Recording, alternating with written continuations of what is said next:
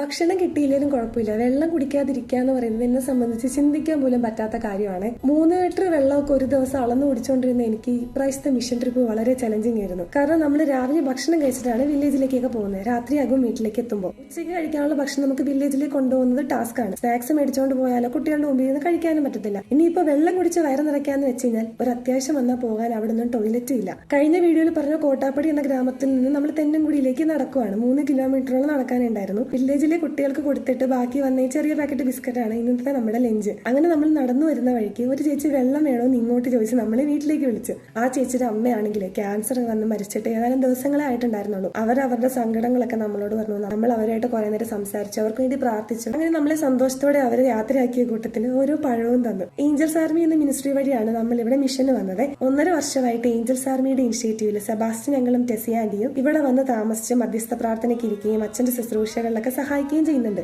ഇതുപോലെ മിഷനിൽ കുറച്ച് നാൾ മാറി നിന്ന് താമസിച്ച് സഹായിക്കാനൊക്കെ തയ്യാറായിട്ടുള്ളവർക്ക് നമ്മളെ കോൺടാക്ട് ചെയ്യാം കേട്ടോ. അങ്ങനെ നമ്മൾ നടന്ന് തെന്നൻകുടി എന്ന ഗ്രാമത്തിലെത്തി. ഇവിടെ അച്ഛന്റെ പ്രിയപ്പെട്ട രോഹിത് എന്ന് പറഞ്ഞൊരു കുട്ടിയുണ്ട്. രോഹിത്തിന് 17 വയസ്സേ ഉള്ളൂ. 13 വയസ്സ് തൊട്ട് രോഹിത് മേസ്തിരി പണിക്ക് പോയിട്ടാണ് ജീവിക്കുന്നത്. രോഹിത്തിന്റെ ചിരി കാണാൻ അടിപൊളിയായിട്ടോ. അങ്ങനെ രോഹിത്തിന്റെ വീട്ടിലിരുന്ന് കുറെ നേരം സംസാരിച്ച് അവർക്ക് വേണ്ടി പ്രാർത്ഥിച്ച് ഒരു അടിപൊളി ചായയൊക്കെ കുടിച്ചിട്ട് നമ്മൾ നേരെ ഈശോയുടെ അടുത്ത് വന്നു. അവിടെ ഇരുന്ന് കുറച്ചു നേരം പുള്ളിയോട് സംസാരിച്ചിട്ട് നമ്മളെ കാത്തിരിക്കുന്ന അടുത്ത ഗ്രാമത്തിലേക്ക് പോയി.